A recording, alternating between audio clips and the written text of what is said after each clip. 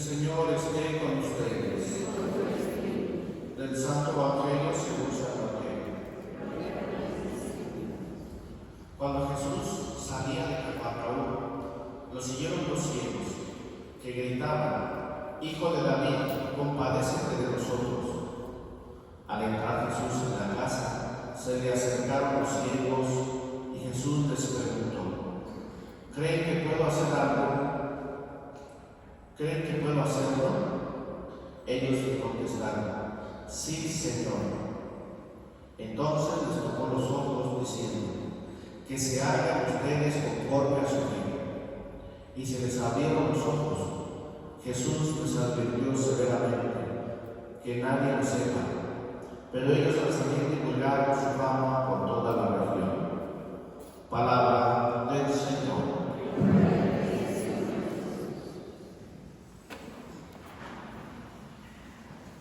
Nuestro Señor siempre se va a destacar por sus milagros. Todo el Evangelio y todos los que hablan de Él, aunque sean paganos, hablan de las palabras y obras de Jesús. ¿Por qué? Porque Él viene a expulsar el reino del mal, viene a instaurar su reino. Y la manera de hacerlo es precisamente destruyendo todo mal, toda presencia, toda acción que tiene como origen el mal. Por el pecado no la enfermedad. Y entonces, al fondo de todo mal, siempre tiene como origen el pecado. Por eso, nuestro Señor va caminando y va haciendo milagros. Unas veces los hace por la fe que tiene a quienes les va a favorecer. Otras veces los hace para aumentar la fe y para que crean en Él los que no creen. En este caso, están estos dos ciegos y le gritan: Hijo de David, ten compasión, compadécete de nosotros. Y dicen: lo siguieron. O sea, la perseverancia de aquellos hombres, la fe no es algo que se ajusta solamente a la razón, porque hay veces que la razón no entiende, hay cosas que la razón no capta, y ahí es donde se tiene que hacer un abandono. Es un acto de confianza absoluta en Jesucristo. ¿Sí? La fe no es algo que vas a entender siempre, no es algo que tienes que manejar a tu manera, no es algo que tiene que ser como tú lo crees, como tú lo piensas, como tú lo deseas, como tú lo sientes. La fe rebasa todas las expectativas humanas. Por eso, cuando la vida nos rebasa, las situaciones de la vida, cuando ya no entendemos absolutamente nada y nos quedamos desarmados ante nuestras propias posibilidades, es entonces cuando lo que queda es lo que deberíamos de haber hecho desde el principio: creer. Por eso el Señor les dice, se le acercaron los ciegos cuando entró en la casa y les preguntó: ¿creen que puedo hacerlo? Porque le están pidiendo que le devuelvan la vista, ¿verdad? Compadécete de nosotros. Esa era su mala, su ceguera. ¿Y qué le dice? Les dice, ellos contestan: sí, Señor. Pero es un sí con acento, es un sí con convicción, es un sí sin titubeos, es un sí absoluto. En cambio, el padre que tenía a su hijo enfermo, que los apóstoles no pudieron expulsarle su demonio, decía un sí condicional, titubeante. El problema de ese hombre no era que los apóstoles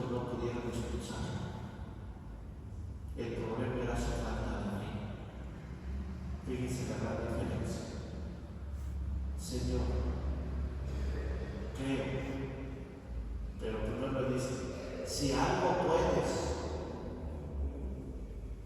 es un sí condicional, es un sí que encierra duda, incertidumbre, es un sí inseguro. Si algo puedes, sana a mi hijo, porque tus discípulos no le han podido hacer nada.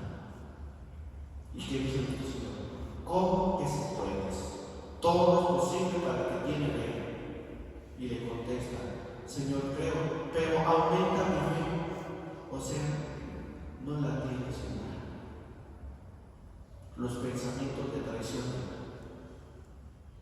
el querer entender las cosas, lo limitan. Y su falta de fe es porque su manera de ver, de entender las cosas, eso es una autonomía, no está iluminada.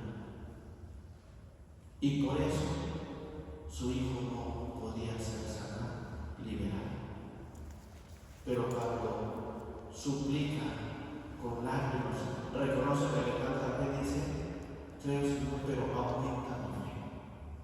En cambio aquí, estos hombres, cuando Jesús les pregunta, ¿creen que puedo hacerlo? Ellos contestan con una fe así, absoluta. Esa es la fe que Dios pide para poder orar. Cuando nosotros le pedimos a Dios que nos favorezca en alguna situación para alguno, pues que ponga su mano a algo, se manifieste. Tenemos que primero ver cómo está nuestra fe. Pero yo creo en Dios, sí, pero tal vez no le creas a Dios. Crees como todo el mundo, pero creerle a Él es diferente.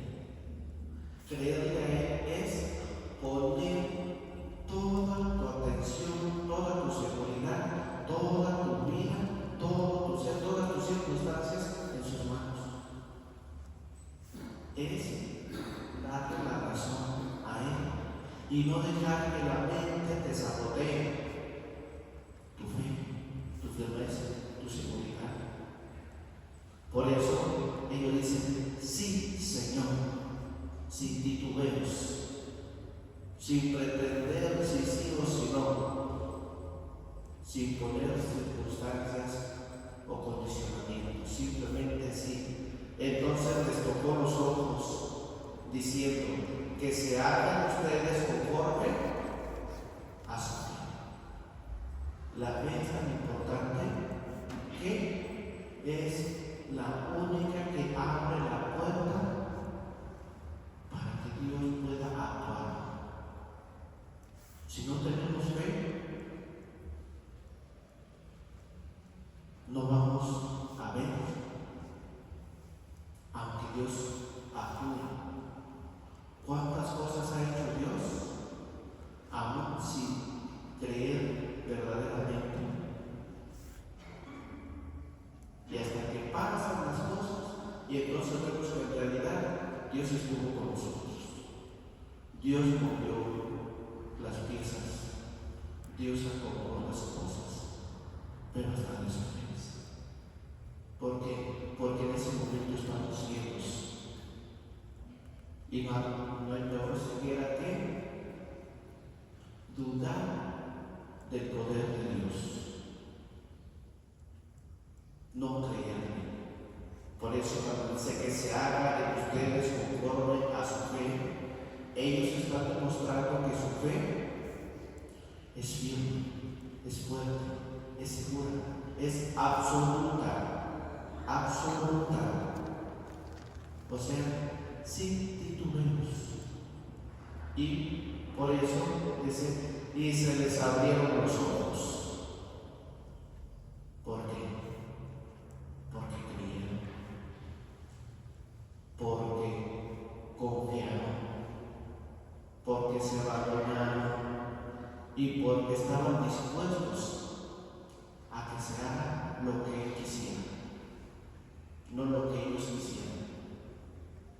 entonces Dios actúa, ¿sí? Jesús les advirtió severamente que nadie lo sepa. Pero, ¿qué hicieron ellos? Al salir, divulgaron su fama por toda la región. Se puede tomar de dos formas estas acciones como consecuencia de la sanación que recibieron de Jesús. La primera, el maligno, podríamos ver, que quiere sabotear la obra de Jesús y quiere hacerlo famoso, y su fama se extendió por toda la región, porque la fama es una de las tentaciones del maligno. El querer ser importantes, el querer ser famosos, el querer ser reconocidos, el que siempre brillar, sobresalir, resaltar. Y entonces proclama lo que eligen ser, pero muchas veces estropeando su obra, de tal manera que cuando una persona presume mucho de lo que Dios hace en su vida, termina realmente presumiendo su propia vida. Y al último, en lugar de caer bien, cae mal. En lugar de dejar un buen sabor de boca, esta vez fue lo mismo.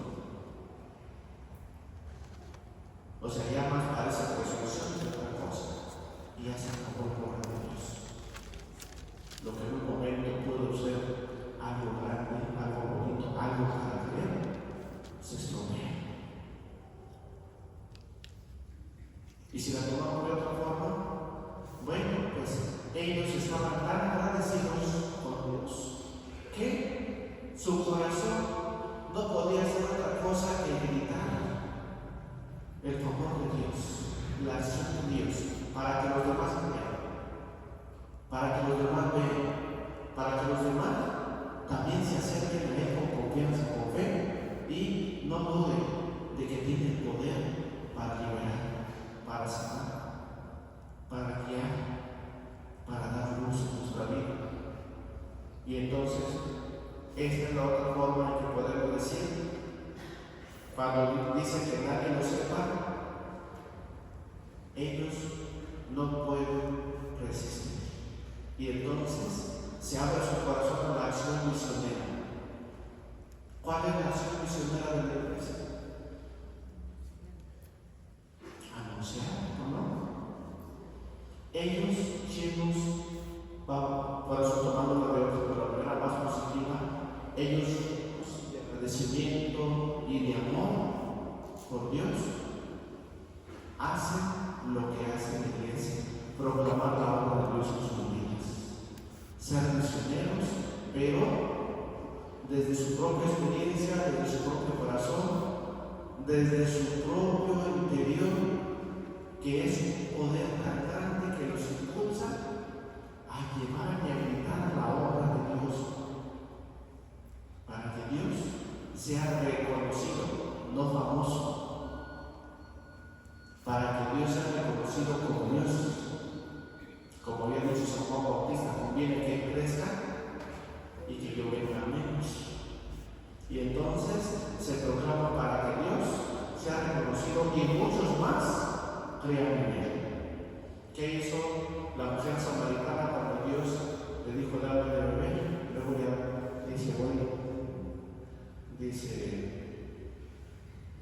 deja voy con mi marido, ¿verdad?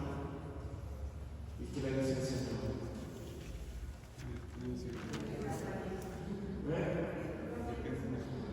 Dice, has tenido 5. Y el que tienes ahorita no es tu marido. Era tremenda la mujer, ¿verdad? Pero los de aventarse, ¿qué hizo esta señora? Va y dice, vengan a ver algo que me han dicho todo lo que soy. ¿Quién de nosotros que nos dice nuestros pecados nos atrevemos a decir eso? Pues no, ¿verdad? No nos agachamos, nos avergonzamos y nos escondemos. En cambio, ella y dice, va a proclamar que Jesús de Nazaret, ese judío que no es samaritano, le dijo todo lo que ella iba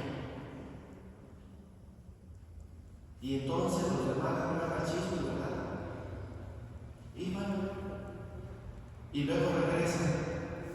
¿Y qué le dicen a la Samaritana? Ya no creemos por lo que tú nos dices sobre él. Ya lo hemos visto y lo hemos oído. O sea, ya estamos seguros de que él es el Mesías. Vean la diferencia, ¿verdad? Por eso nosotros que recibimos la palabra de Dios constantemente debemos de cultivar ese deseo de anunciar. No sé aquí, ¿verdad? Seguramente como todas las parroquias, pero cuando voy allá con mis papás,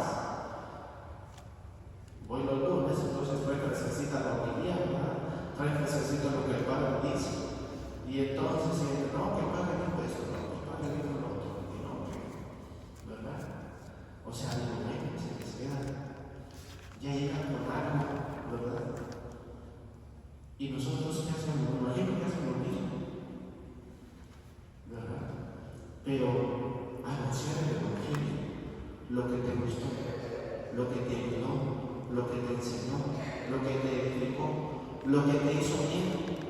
Que tú piensas que le vas a bien a tu esposo, a tu esposa, a tus hijos que no vinieron, a los vecinos, a las personas con quien platicas. ¿Podrás decirles algo? ¿Podrás anunciarle algo de lo que escuchaste, de lo que te llevó, de lo que te hizo reaccionar interiormente? O sea, es amor de Dios que actúa y ese corazón que grita de agradecimiento. Nosotros podemos ser esos cielos, que recibiendo la mirada a la misma otra vez, podamos llevar a los demás esa alegría y ese gozo de haber entendido cosas que antes no entendía, de haber recibido una luz que me ayudó, que me iluminó, que me guió, que me hizo entender qué cegueras tenemos en nuestras vidas que todavía nos cuesta ver, sobrellevar, entender. ¿Y qué necesitamos para que se transforme? Pues pidamos a nuestro Señor que ilumine nuestras vidas, que nos quite nuestras cegueras y que nos llene el corazón de ese deseo de que los demás también lo conozcan. Y a donde vayamos, digamos algo que te ayudó, algo que te enseñó, algo que te hizo